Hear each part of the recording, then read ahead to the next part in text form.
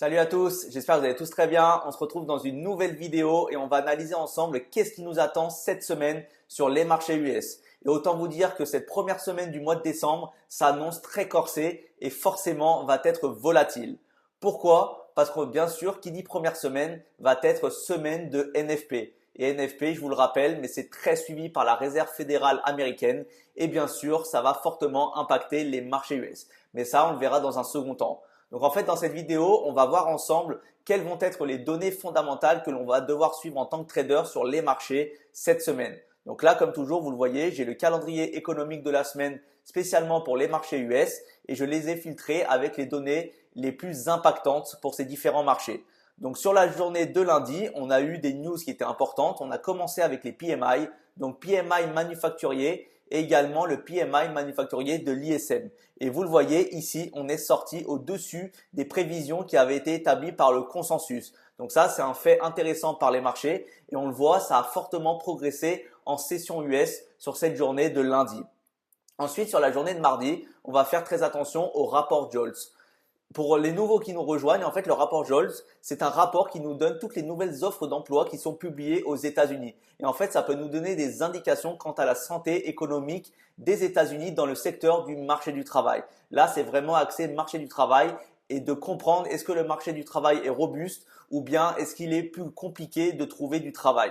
Ensuite, on va arriver sur la journée de mercredi. Mercredi, encore une journée riche en informations. On va dans un premier temps avoir les créations d'emplois non agricoles ADP, suivi des PMI, cette fois-ci non pas manufacturiers, mais PMI des services et également PMI non manufacturiers de l'ISM. Donc vous voyez ici, en fait, ça nous donne un topo sur comment se comporte l'économie US dans les différents secteurs que compose, on va dire, l'économie américaine. On a commencé lundi avec le secteur manufacturier et mercredi, ça sera autour du secteur des services de publier leurs résultats et d'essayer de comprendre quelle est la santé dans ce secteur. Et ensuite, à 19h45, très attendu bien sûr par tous les investisseurs et les marchés, on aura le discours de Jérôme Powell, qui est bien sûr le président de la Réserve fédérale américaine. Donc bien sûr, il faut savoir qu'il a vraiment, on va dire, un discours qui est impactant pour les marchés et bien sûr, il faut être très attentif à ce qu'il va dire. Donc bien sûr, je vous déconseille d'avoir des positions ou bien de trader aux alentours des 19h30, 20h parce que là, on peut vraiment avoir des spikes sur le prix. On peut vraiment avoir on va dire, des variations de prix qui sont très agressives. Donc encore une fois, faites très attention à mercredi soir. Ensuite, sur la journée de jeudi, on aura les inscriptions hebdomadaires au chômage. Donc comme tous les jeudis. Là, encore une fois, données intéressantes pour essayer de comprendre comment se comporte le chômage. Est-ce qu'on a plus de chômeurs que la semaine précédente ou moins de chômeurs, etc. Et ensuite, journée de vendredi, la journée la plus importante de la semaine. Pourquoi? Qui dit premier vendredi du mois dit NFP. Et NFP, en fait, ce sont les non-farming payroll. Et en fait, ce sont les créations d'emplois dans le secteur non agricole. Et en fait, ce chiffre, il est vraiment très suivi par la Réserve fédérale américaine pour ensuite adapter sa politique monétaire aux États-Unis. Donc là, ce qui sera intéressant, c'est d'essayer également de le coupler avec le taux de chômage. Vous le voyez précédemment, sur le mois précédent du mois d'octobre, on avait un taux de chômage de 4,1%. Donc là, pour l'instant, le consensus table sur une augmentation du taux de chômage de 0,1% à 4,2%. Donc, ce qui va être intéressant, bien sûr, c'est de suivre ces chiffres au plus près et en fonction de ce qui va sortir, essayer de trader en conséquence en fonction du momentum et de l'order flow qu'on aura sur les marchés sur la journée de vendredi. Mais en tout cas, vous voyez ici, on a une grosse semaine qui arrive sur les marchés et bien sûr, il faudra toujours faire très attention, ne pas essayer de redonner les gains que l'on a fait cette année. Le but, ce n'est pas entre guillemets de cramer le capital, de cramer les comptes de trading sur cette fin d'année. Il faut vraiment faire preuve de prudence et faire très attention à notre exposition sur les marchés. En tout cas, ici, vous avez un petit peu un topo global de ce qui va nous attendre d'un point de vue fondamental. Ensuite, on aura également ici des publications de résultats d'entreprises qui, bien sûr, vont publier leurs résultats financiers. Donc là, comme vous pouvez le voir, bien sûr, ce ne sont pas des entreprises du premier plan, comme par exemple les Apple, les Google, les Facebook, Tesla, etc.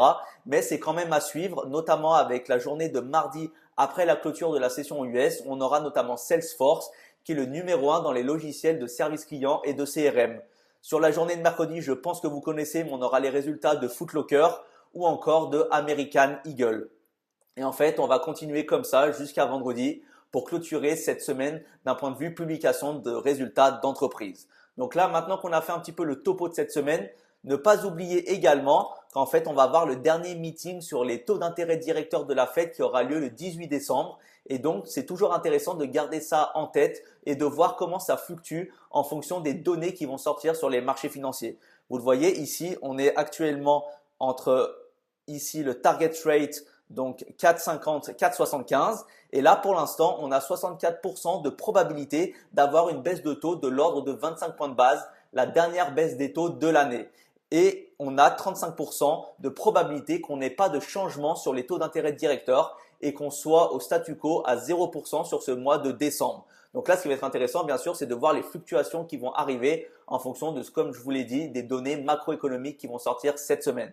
Donc en tout cas, j'espère que ça a été intéressant pour vous. Encore une semaine très riche en informations et très riche à trader. Bien sûr, faites toujours très attention parce qu'on peut vraiment avoir de la volatilité qui va arriver en cette fin d'année. Merci à vous d'avoir suivi cette vidéo. N'hésitez pas bien sûr à me le dire en commentaire si ça vous a plu. Si vous avez notamment des questions, notamment par exemple à la Fed ou s'il y a des choses que vous ne comprenez pas, j'y répondrai avec plaisir. Merci à vous et bonne semaine de trading.